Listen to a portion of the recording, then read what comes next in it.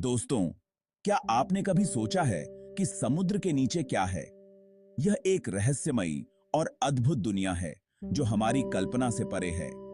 नीले पानी के नीचे एक अलग ही दुनिया बसती है। यह दुनिया रंग बिरंगी और जीवंत है, जहां हर कोने में कुछ नया और अनोखा देखने को मिलता है। मछलियां और कई अजीब और गरीब जीव इस दुनिया को अपना घर कहते हैं। ये जीव और पौधे समुद्र की गहराई में एक अद्वितीय पारिस्थितिकी तंत्र बनाते हैं। लेकिन क्या आप जानते हैं कि इंसान भी इस गहरे पानी में जा सकते हैं? गोताखोरी के माध्यम से हम इस अद्भुत दुनिया का अनुभव कर सकते हैं। जी हां, यह संभव हुआ है सबमरीन के आविष्कार से। सबमरीन ने हमें समुद्र की गहराई में जाने का एक नया तरीका दिया है। सबमरीन एक ऐसा जहाज है जो पानी के अंदर जा सकता है। यह हमें समुद्र की गहराई में ले जाकर वहां की अद्भुत दुनिया को देखने का मौका देता है। यह एक बंद डिब्बे की तरह होता है जिसमें लोग बैठकर समुद्र की गहराई में जा सकते हैं। यह डिब्बा पूरी तरह से सुरक्षित और आरामदायक होता है।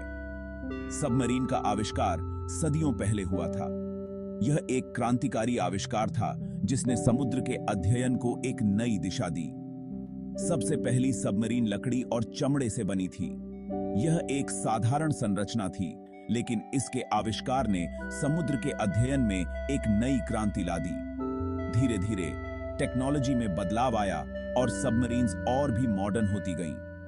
आज की सबमरीन्स में अत्याधुनिक तकनीक का उपयोग होता है। आज सबमरीन्स स्टील जैसी मजबूत धातुओं से बनती हैं। ये धातुएं पनडुब्बियों को और भी मजबूत और सुरक्षित बनाती हैं। ये सबमरीन्स पहले से कहीं ज्यादा गहरी और लंबी दूरी तक जा सकती हैं। ये हमें समुद्र की गहराई में ले जाकर वहां की अद्भुत दुनिया को देखने का मौका देती हैं।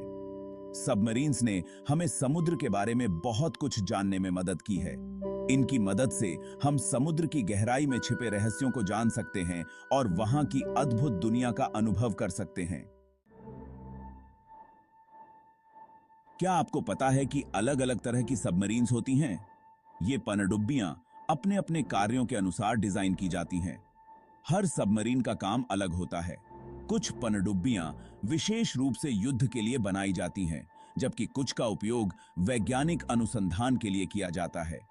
कुछ सबमरीन्स युद्ध के लिए बनाई जाती हैं तो कुछ वैज्ञानिक खोज के लिए।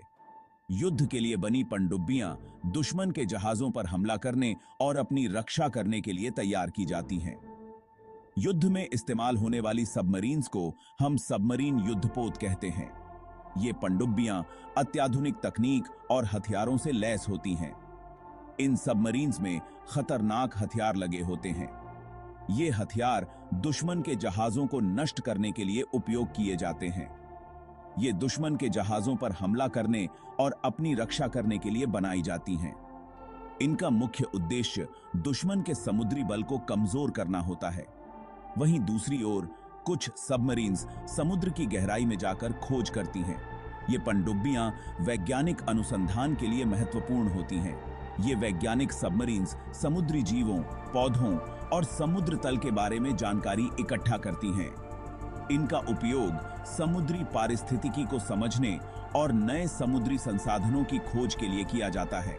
इन सबमरीन्स में कैमरास, रोशनी और नमूने इकट्ठा करने के लिए खास उपकरण लगे होते हैं। ये उपकरण वैज्ञानिकों को समुद्र की गहराई में जाकर अध्ययन करने में मदद करते हैं, जिससे हमें समुद्र के रहस्यों को समझने में सहायता मिलती है। अब सवाल ये उठता है कि आखिर सबमरीन पानी में चलती कैसे है? यह एक जटिल प्रक्रिया है जो कई तकनीकी पहलुओं पर निर्भर करती है। सबमरीन में एक खास तरह का इंजन होता है जो उसे पानी में आगे बढ़ाता है। यह इंजन बहुत शक्तिशाली होता है और इसे विशेष रूप से पानी के नीचे काम करने के लिए डिजाइन किया गया है। इसे हम प्रोपेलर कहते हैं। यह प्रोपेलर सबमरीन के पीछे लगा होता है और इसे आगे बढ़ाने में मदद करता है। यह एक पंखे जैसा होता है जो घूमकर पानी को पीछे धकेलता है और सबमरीन को आगे बढ़ाता है। जब प्रोपेलर घूमता है तो यह पानी को पीछे की ओर धकेलता है, जिससे सबमरीन आगे बढ़ती है। लेकिन सबमरीन को पानी में ऊपर नीचे कैसे ले जाते हैं, यह भी एक दिलचस्प प्रक्रिया है। इसके लिए सबमरीन में खास टैंक्स होते हैं जिन्हें बैलेस्ट टैंक्स कहा जाता है। जब इन टैंक्स में पानी भरा जाता है तो सबमरीन भारी हो जाती है और नीचे चली जाती है। यह प्रक्रिया बहुत ही नियंत्रित तरीके से की जाती है ताकि सबमरीन सुरक्षित रूप से नीचे जा सके। और जब इन टैंक से पानी निकाल दिया जाता है तो सबमरीन हल्की हो जाती है और ऊपर आ जाती है। इस तरह बैलेस्ट टैंक्स का उपयोग करके सबमरीन को पानी में ऊपर नीचे ले जाया जाता है। समुद्र के अंदर अंधेरा होता है, तो फिर सबमरीन चलाने वाले लोग अपना रास्ता कैसे ढूंढते हैं? इसके लिए सबमरीन में खास उपकरण लगे होते हैं जो उन्हें रास्ता दिखाते हैं। सोनार एक ऐसा ही उपकरण है। यह ध्वनि तरंगों का इस्तेमाल करके आसपास की चीजों का पता लगाता है। इसके अलावा सबमरीन में पेरिस्कोप भी होता है। यह एक लंबी ट्यूब होती है जो पानी के ऊपर निकलती है। इसके जरिए सबमरीन के अंदर बैठे लोग पानी के ऊपर की चीजों को देख सकते हैं। प्रसिद्ध सबमरीन्स। इतिहास के पन्नों से। इतिहास में कई ऐसी सबमरीन्स हुई हैं जिन्होंने अपनी खास पहचान बनाई है। ऐसी ही एक सबमरीन थी नॉटिलस। यह दुनिया की पहली परमाणु सबमरीन थी। इसका मतलब है कि यह परमाणु ऊर्जा से चलती थी। नॉटिलस ने 1958 में उत्तरी ध्रुव के नीचे से यात्रा करके इतिहास रचा था। एक और प्रसिद्ध सबमरीन है टाइटन।